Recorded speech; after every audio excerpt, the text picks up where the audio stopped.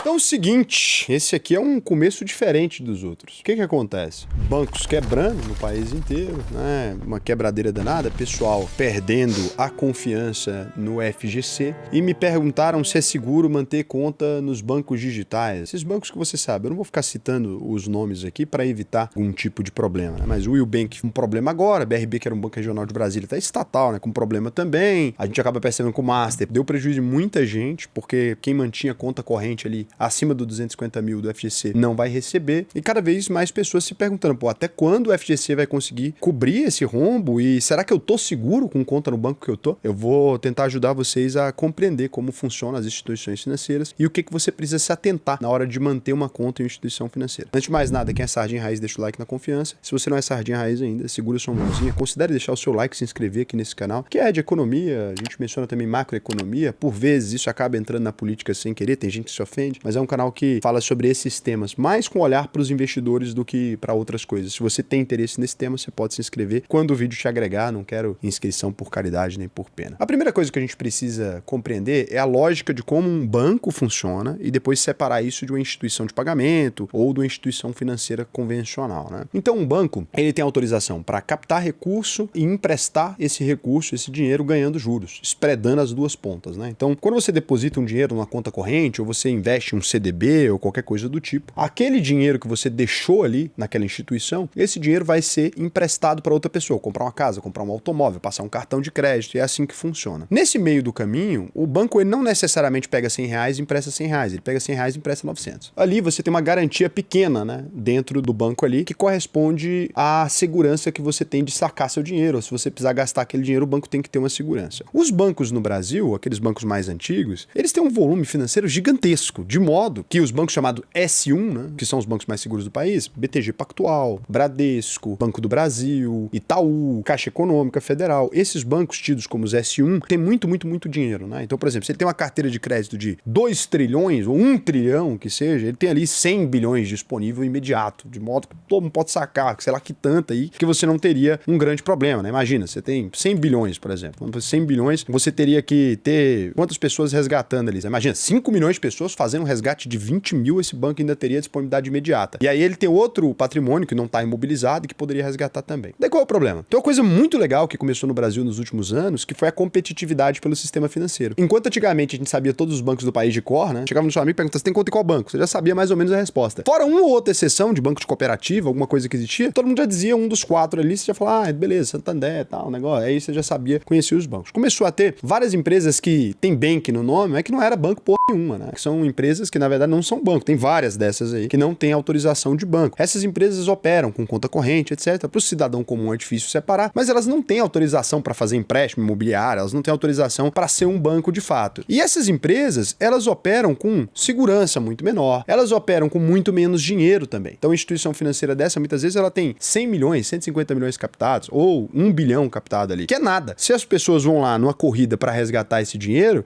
acaba muito rápido. Ou essas empresas se alavancaram muito, emprestaram muito dinheiro. Só que na prática, eles não têm a mesma capilaridade, eles não têm o mesmo dinheiro para fazer esses movimentos. Então, eles são instituições financeiras realmente mais inseguras. Qualquer balança, caixão, cai tudo, né? E aí, você precisa ter essa ideia. Eu vou dizer para vocês, quando você pega um banco desse, um banquinho digital, uma coisa dessa, se ele não tiver uma instituição financeira muito sólida por trás, pode não fazer tanto sentido você manter o seu dinheiro lá. Eu falei isso a vida inteira para vocês e ninguém entendia muito bem o que eu tava falando. Nos meus vídeos anteriores, quando eu falei sobre bancos digitais e várias vezes, o pessoal falou, ah, o Raul recebe dinheiro de instituição financeira grande para dizer isso. Eu nunca recebi nem um centavo de instituição financeira nenhuma, nunca aceitei um tipo de patrocínio nem nada. A grande questão é, eu chamava esses bancos de banco de adolescente exatamente porque se você tiver qualquer patrimônio grande ali, ele tá no risco, né? Então, o que você precisa entender sobre uma instituição financeira? A primeira coisa que você pode fazer é ir nesse site aqui do Banco Central, se você tá em algum banco, e encontrar uma instituição para você entender o que ela é. Eu acho que isso acaba fazendo mais sentido, né? Você entender primeiro o que é isso onde eu tô com conta ali. Será que onde eu tô com conta é um banco de fato? Aqui, por exemplo, eu vou pesquisar sobre o Will aqui, que é o banco que quebrou recentemente, que não é banco, né? Como é que é o nome? É Will Financeira, será? Nem tem registro no Banco Central essa porra. Bom, vamos pesquisar um banco de verdade, então. Itaú. Quando você pesquisa o Itaú, você vai encontrar aqui, ó. Banco Itaú Bank S.A., Itaú Unibanco S.A. Tá aqui, é o Itaú, né? E aí você percebe como ele tá registrado. Instituição Banco Múltiplo. Se você pesquisar aqui e der que não é um banco necessariamente, um banco múltiplo ou um banco de algum jeito, fala outro banquinho. PagBank, por exemplo. Vamos dar uma olhada. Não tem, né? Então você pesquisa, você não acha. Então aqui, olha, por exemplo, quando você pesquisa, vamos supor que você vai pesquisar um banco que é banco, mas ele é pequeno para você entender, olha só. Então se você pesquisar BTG, por exemplo, você vai encontrar aqui, ó, BTG Pactual SA é o banco, tá escrito banco múltiplo e vai estar integra o segmento S1. Se você pesquisar uma instituição financeira que é menor, mesmo que ela seja banco, o C6 Bank, por exemplo, você vai encontrar aqui, ó, banco C6, instituição financeira S3. Então se você pesquisar uma instituição financeira, você precisa entender o que elas são e quais são o risco de cada uma. O Banco Central, ele classifica banco S1 aqueles bancos sistêmicos, ou seja, é um banco que ele não tem como quebrar. Na prática é basicamente isso. Por quê? Porque esses bancos são bancos sistêmicos e eles oferecem um risco para todo o sistema financeiro. Então eles passam por regras mais duras de capital, liquidez e governança. Eles têm um impacto direto no sistema financeiro e o sistema financeiro iria encontrar uma ruptura caso eles quebrassem, entende? A fiscalização deles é muito mais pesada. Então o Banco Central não deixaria esses bancos quebrarem. Quando a gente vai para o banco tipo S2, eles são bancos médios, relevantes ali, mas eles não são vitais ao sistema. Então eles têm regras rígidas, mas não tão rígidas quanto um banco S1. Eles podem causar estresse local em determinada região, mas não um risco sistêmico para a economia brasileira. Então eles não seriam salvos numa hipótese de quebradeira, né? E aí você tem os S3, que são bancos muito pequenos, com atuação limitada, bancos tidos aí como bancos pequenos e digitais. Eles têm regras muito simples, eles não chegam a oferecer um grande risco para o sistema financeiro. Então quando você vai ter conta num banco desse, né, num S3 ou num S4, essas fintechs, essas coisas muito pequenas, você tem que ficar atento porque eles não são tão seguros e você realmente pode ficar vendo eles quebrarem toda hora. Então o importante é você se atentar a esse detalhe. Se você está com conta aberta em alguma dessas instituições, o correto para você é manter alguma outra instituição de tamanho S1. Não quer dizer que você não possa usar uma instituição S2, o S3, o S4, mas é importante você manter a sua conta principal, né, em algum banco que ou é um banco S1 ou relacionado a um banco S1. Por exemplo, eu mencionei aqui o C6 Bank, mas o C6 Bank não é um banco nacional, mas ele tem como pai o JP Morgan. Então, na prática, essa é uma instituição financeira que, por mais que no Brasil ela não seja obrigada a atender a regulação, é importante lembrar disso, né? Que o JP Morgan não é obrigado a salvar o C6 Bank, mas ele tem ali um patrocinador em cima. Então, você tem que observar isso antes de ter conta num banco desse. Raul, se eu estou em um banco S3, necessariamente ele vai quebrar? Não, mas aí você precisa tomar cuidado com a segurança dessa instituição. E aí eu vou mostrar para vocês aqui como que você descobre se esse banco ele tá apto ou não a ficar com seu dinheiro ali para que você não tenha surpresas indesejadas, né? Ou que você perca seu dinheiro. E lembrar que você está sendo entusiasta, né? De um banco ali. Então, quando você tem conta num banquinho menor, é importante você garantir que ele seja um banco de fato confiável. Então, por exemplo, se você vai pesquisar o Itaú aqui na analítica, você tem aqui uma atualização do índice de Basileia da instituição. Então, ele está em 16,5, que é um bom índice, imobilizado 16,9, né? Então, aqui já tem a legenda para você. O índice de Basileia, você tem que ter atenção de 11 a 14, ele é péssimo abaixo de 11, imobilização é bom 30% ou menos, né? É atenção 30% a 50% e péssimo 50% mais. Sempre que você bota aí no banco data ou lá na analítica para você consultar uma instituição financeira, por exemplo, o Will, né? Vamos ver como é que era aqui, antes dele encontrar esse fim trágico, né? Então o Will Bank aqui você percebe, o banco tinha 2 bilhões de ativo total, olha que merda. Banquinho. Índice de Basileia negativo em 5,3 e o banco dava prejuízo. É muito complexo você considerar uma instituição dessa como um banco, né? Isso aqui, gente, é uma gambiarra. Uma instituição financeira que operava à margem, no geral, olha só. Você vê que ele sempre perdia o Basileia, sempre negativava, aí positivava um pouquinho, mas está operando com Basileia complicado desde junho de 2024. Ele estava no negativo. Era prudente manter dinheiro numa instituição financeira dessa? Não. Era prudente emprestar dinheiro para uma instituição financeira dessa? Num CDB, alguma coisa? Olha, dentro do limite do FGC, sabendo que vai quebrar e que você vai ter dor de cabeça, pode fazer, né? Agora, já estourou seu limite, né, do FGC, porque já usou garantia, por exemplo. Aí é melhor tomar cuidado. Então, o que você vai fazer como checklist? Checou no Banco Central que tipo de instituição financeira é e o tamanho. Qual o CNPJ, né, do emissor ali para você tomar cuidado. Tem que tomar cuidado também, porque se o banco for adquirido, a soma do FGC fica duplicada. Então, quem tinha Banco Master e o Will agora tá Porque não vai receber. Você extrapolou o limite nos dois, né? Deu mais de 250 mil, não vai receber tudo. Tem que ver o conglomerado para você não se lascar. Qual o tipo de risco que o produto tá? Porque se você estiver usando um banquinho digital desse, mas tá investindo em ações, não tem problema. Porque se quebrar, você vai só transferir. Mas se você quer ter dor de cabeça, não tem problema. Mas assim, Raul, eu invisto 100% no Tesouro Direto no Eubank, vamos supor que ele tivesse. Ou na Nomad. Não tem problema, porque se quebrar, o Tesouro Direto você migra de área, né? Ou investe em ações. Então não teria problema, porque a empresa que mantém é a Drive Wealth lá fora. Então não vai ter tanto problema. Mas é importante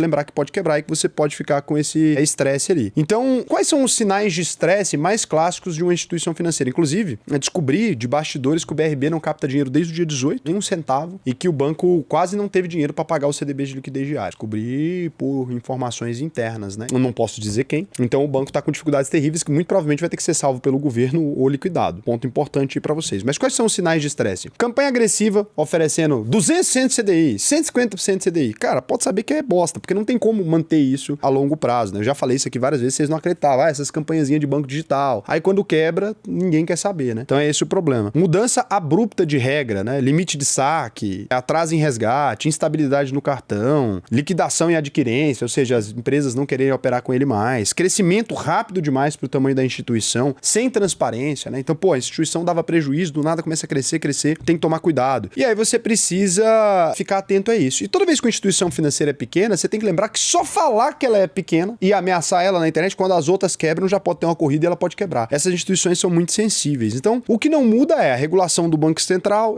tem regras pulverizadas, necessidade de capital, liquidez e controle, mas você vê que o Banco Central, ele pode falhar em alguns momentos, e aí vale para você ficar atento nisso que você está fazendo. Não tô demonizando aqui instituições financeiras pequenas, e nem é do meu interesse demonizar as instituições financeiras pequenas. Por quê? Porque vocês sabem, né? Mais do que nunca, que eu mesmo tenho uma instituição financeira menor, né? A gente trabalha com consultoria, a gente tem também correspondente bancário, etc. Mas é importante que quando a instituição financeira é pequena, ela opere com mais segurança, opere com Basileia maior, opera com Basileia de 50, opera com Basileia de 70, porque com isso você consegue se manter sem maiores riscos. Se tiver uma corrida para sacar, você não quebra tão fácil. Então, eu sempre fico atenção a isso. E você observar também empresas que, às vezes, são instituições financeiras são menorzinhas, mas elas são vinculadas a instituições financeiras maiores. Então, essa é a grande questão, né? Uma instituição financeira pequena com prejuízo, ela deve manter, na minha opinião, uma segurança maior, né? Ela deve manter um colchão de segurança maior, o índice de Basileia maior. Eu expliquei para vocês aqui, sem mencionar instituições como exemplo, porque eu quero que vocês mesmos pesquisem e cheguem à conclusão por conta própria, né? Então, se o Itaú, que é o Itaú, tem que operar com Basileia 16, se o BTG tem que operar também com Basileia 16, você vai confiar num banco de esquina que opera com Basileia de 12, 15, 16 também? Não é o mesmo risco. Então,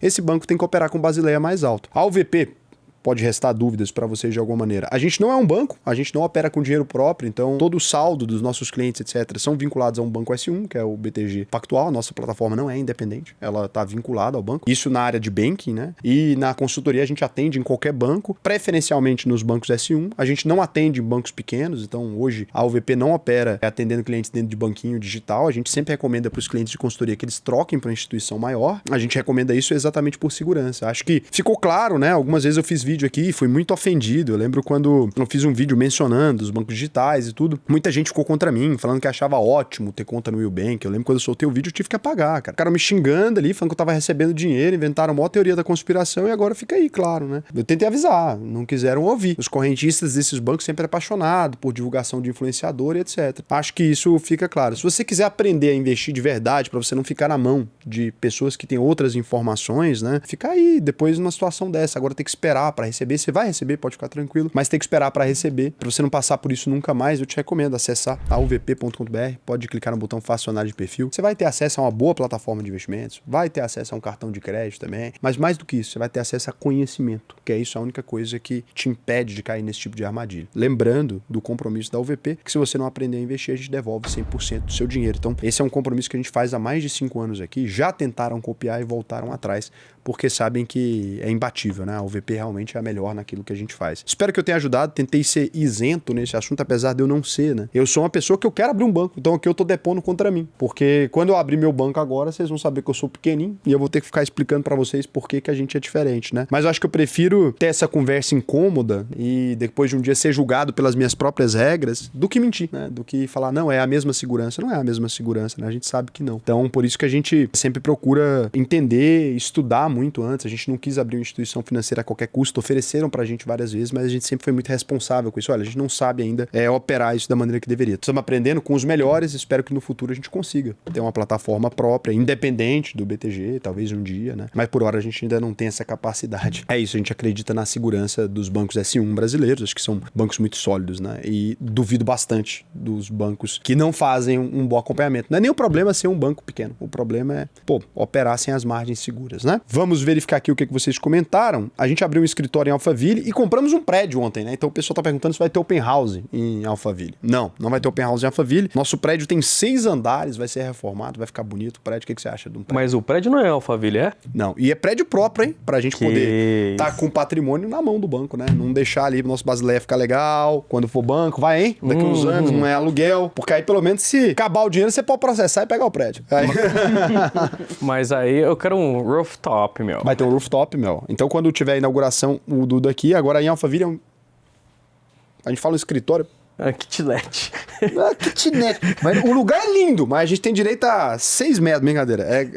Deve ter uns 30 metros, mas não dá pra levar ninguém não, gente. O Gaston falou, é melhor deixar o dinheiro no Alpo 11 ou na caixinha do Nubank? Qual a diferença? A segurança. No Alpo 11 tá no Tesouro Selic, no Nubank tá no Nubank. Então, a segurança é diferente, né? Nada é mais seguro do que o Tesouro e o ETF investe somente no Tesouro, não fica um centavo na mão de ninguém. Poderia me explicar o risco de investir nesse ETF? Menos risco do que investir em qualquer outro ativo de CDB de banco. Inclusive, menos risco do que do Banco S1, tá? Porque é no Tesouro, tá emprestado dinheiro pro governo. É isso, aí tem várias perguntas aí de vocês e eu ensinei vocês a fazer análise, né? Não vou falar mais nada não, porque daqui qualquer pergunta a respeito desse tema vocês vão me complicar, porque você não pode acusar um banco de ser inseguro, porque se você acusa um banco de ser inseguro, ele se torna inseguro imediatamente. Então, por exemplo, qualquer banco que você disser, esse banco tem chance de falir. Você tá falindo o banco, porque amanhã, né, o canal é grande, amanhã vocês vão tudo lá e resgata dinheiro do banco. Então lembrem-se sempre aqui que eu só usei como exemplo, tá? Usei como exemplo aqui alguns casos, não considero nenhum banco inseguro, quem tem a obrigação de fazer isso é o Banco Central. Agora, eu manteria meu dinheiro, todo o dinheiro da minha vida, em instituições financeiras que não estão na categoria S1 ou vinculados a elas?